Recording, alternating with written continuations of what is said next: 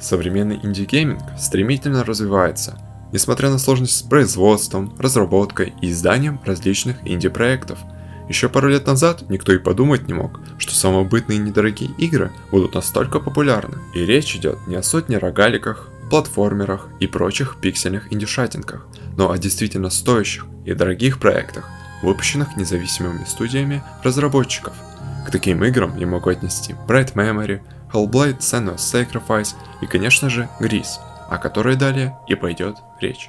В 2018 году, в год выхода множества сильных AAA проектов, таких как God of War, Red Dead Redemption 2 и многих других, Gris имела все шансы просто затеряться в списках инди, вышедших в этот период. Но с игрой не только не случилось подобное, но и наоборот, она стала одной из самых обсуждаемых инди-игр в том году. Так что же выделяло Gris на фоне остальных инди-проектов, коих каждый год выходит несметное множество? В ней сочетался приятный геймплей, великолепный саундтрек, который гармонично вплетен в игру, и отличный сюжет, рассказанный без единого слова. Перед разработчиками стояла цель передать его без лишних слов, что им вполне удалось сделать с помощью захватывающего визуального ряда.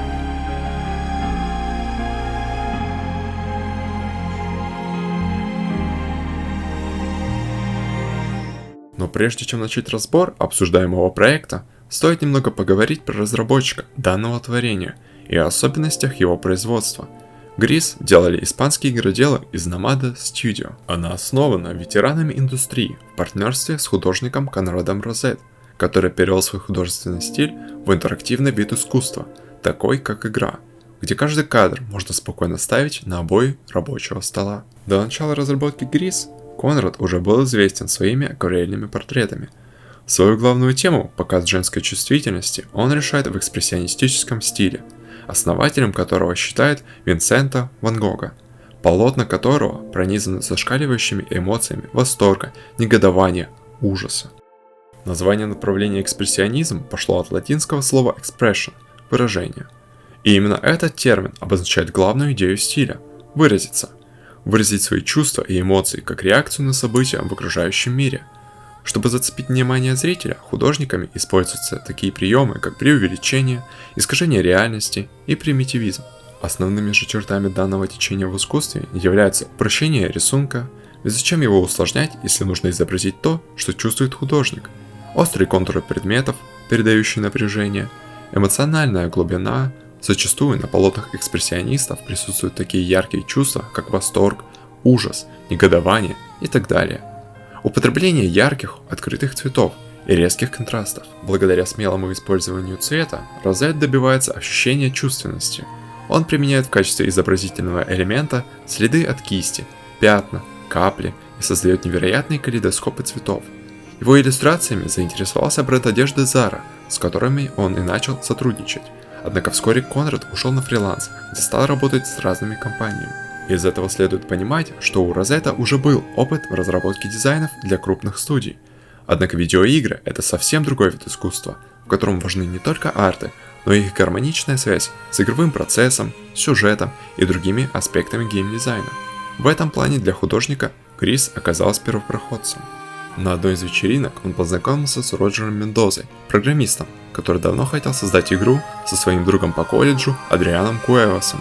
Вместе они разговаривали об идее сделать проект с упором на необычный арт-дизайн, но обладающий некоторыми элементами челленджа. Прошло совсем немного времени, прежде чем начался мозговой штурм, и трио разработало повествовательную концепцию, сосредоточенную на монохромном микрокосме, который приобретает оттенки по мере продвижения игрока. Идея идеально подходящая для тем утраты и возрождения. Термин микрокосм восходит к эпохе античной философии. Понятие предполагает рассмотрение человека как составной части Вселенной, универсума. В этом смысле он является собой отражение всех тех свойств, качеств и характеристик, что и универсум, но только в сжатом, уменьшенном виде.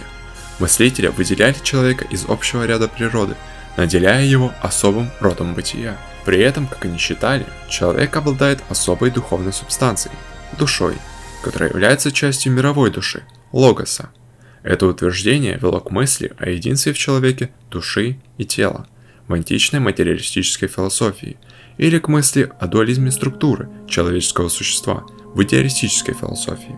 Через 2 года разработчики встретились на Gamescom с создателем Devolver Digital, и это была любовь с первого взгляда. Так проект зажил по-настоящему. Студия наняла людей, и разработка Gris встала на рельсы. Изначальное трио увеличилось до команды, состоящей из 20 человек, обладающих разным уровнем навыков в геймдеве. Даже Конрад Розет, который стал в команде креативным директором, сознается, что изначально он не умел анимировать, ему приходилось всему учиться по ходу разработки. Некоторые концепты он набрасывал в блокноте, однако основную работу приходилось реализовывать в цифре, так как это сохраняет много времени и ресурсов. Затем эти арты переходят в руки команды аниматоров, которые создавали иллюзию движения и изображения. И если Gris не является вашей первой игрой за это десятилетие, то вы скорее всего заметите некоторые референсы из проектов других студий. Оставаясь уникальной, Gris ощущается как дань уважения к некоторым отличным видеоиграм прошлых лет. Играя в Gris, вы можете заметить множество элементов из других игр. Помимо того, что мы художники, музыканты и программисты, мы также геймеры. Мы много играли в Monument Valley, Child of Light, Journey, Limbo и Inside от Playdead. Поэтому идея заключалась в том, чтобы объединить основные элементы, которые нам нравились больше всего, и попытаться интерпретировать их и сделать нечто уникальное. Игра является 2D-платформером, однако ее производство не было таким простым. Возьмем за пример нашу главную героиню. В финальной версии она выглядит просто. Небольшая голова, красивое платье и маленькие худенькие ножки. Однако по изначальной задумке авторов, она должна была выглядеть совсем иначе. Главная героиня прошла несколько изменений дизайна. Первоначально это была более комплексная идея. Мы хотели показать цвета, которые появлялись на самом платье, но все-таки решили ее немного упростить по 2 причинам. Оно не очень хорошо работало с большим удалением камеры, которое мы часто применяем, и это было гораздо сложнее и трудоемко анимировать. Основной проблемой являлось нахождение баланса между артом и читабельностью.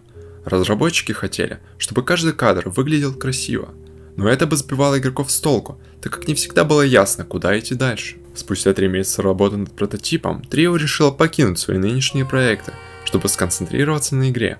Это был своеобразный прыжок веры для всех, включая Конрада, который не работал над видеоиграми до этого. Однако данный вид искусства его поразил, ведь в нем одновременно сочетается история, визуал и музыка. В то время эта сюрреалистическая смесь все еще нуждалась в структуре. Потребовалось много усилий, чтобы найти правильное направление развития. Изначально предполагалось, что для показателя прогресса в игре будет использоваться платье главной героини, путем добавления новых узоров в каждой части ее истории. Однако разработчикам пришлось отклонить все эти идеи для более целостного подхода, где рост Gris проявляется через новые способности, которые она получает на своем пути, и передающиеся через изменения в анимациях. Каждый навык демонстрирует новую стадию в развитии персонажа, а также показывает ее душевное состояние в момент их получения. Например, анимация превращения в блок камня округлая, резкая и внезапная, в то время как полет выглядит плавно и спокойно. Конечно, игра не состоит только из изображений. Разработчики также создали комплексную звуковую среду совместно с группой из Барселоны, Берлинист. Разработка артов и музыки велась совместно, поэтому многие решения были сделаны с расчетом на то, что оба аспекта игры будут находиться в гармонии друг с другом. Результатом стало вдумчивое смешение разных чувств для создания впечатления, как будто игрок вошел в разумную, наполненную звуком, акварельную картину. В начале истории Мендоза хотел показать чувство одиночества, не делая игровой процесс скучным. Поэтому для стартовой локации он выбрал Ивагуми аквариумный стиль. Основой его оформления являются несколько крупных камней или фрагментов скал, подобранных и размещенных строго определенным образом. У каждого из них есть свое название и предназначение, которые восходят к философскому восприятию японцев природы. Классический вариант экспозиции предусматривает наличие 3 камней, частично покрытых густой порослью низкорослых растений, образующих своего рода ковер, простирающийся далее по всему грунту. По мнению дизайнеров, камни расставлять следует так, чтобы наиболее мелкие из них были направлены на самый большой, и тем самым акцентировали бы внимание именно на нем. Главный камень располагается по принципу золотого сечения. Этот метод делит аквариум на 2 пропорциональные части. Расстановка объектов по принципу золотого сечения кажется зрителю более гармоничной в дизайне. При помещении камней нужно учитывать даже самые минимальные трещины, чтобы они все были в одном направлении. Также следует всегда присыпать основание камней грунтом. Если соблюдать все вышесказанные правила, то можно заметить, что группа камней является одним целым камнем, что дает впечатление равновесия и непрерывности. Однако живописные аквариумы не являлись единственным объектом вдохновения. Когда мы доходим до архитектуры, то можем заметить, что Гриз полна разрушенных построек и статуй. Художники основывали их дизайн на реальных строениях из Индии и Венеции, а также вдохновлялись Набу из фильма «Звездные войны. Скрытая угроза» и руинами из игры Shadow of the Colossus. Сочетание цветов и архитектуры позволило рассказать Гриз собственную историю. Большую часть разработчики подавали через статуи, меняя их расцветку по ходу истории. Цветовая гамма демонстрирует прогресс повествования и, соответственно, персонажей. Гриз была выпущена в декабре 2018 года, после 3 лет кропотливой работы над ней. Она полностью погружает себя, выходя за рамки устаревших представлений об играх, помогая переопределить понятие о том, какие игры могут быть и как они выглядят, а также об историях, что они могут рассказать. Гриз не просто выходит за такие рамки, она их полностью размывает, сплетая воедино понятия искусства и гейминга. Казалось бы, таких разных, но, как оказалось, отлично сочетающихся.